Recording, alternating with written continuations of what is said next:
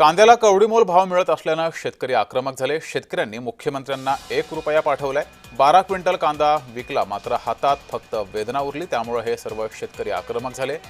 हमाली भाड्यातही कांदा याचं उत्पन्न गेलेलं आहे। शेतकऱ्यांनी सरकारला संतप्त सवाल उपस्थित केलाय। हा घ्या कांदा आणि 1 रुपया म्हणत मुख्यमंत्र्यांना पार्सल पाठवलंय। आता तरी शेतकऱ्यांचा आक्रोश ऐका, अशी मागणी शेतकऱ्यांनी केली आहे।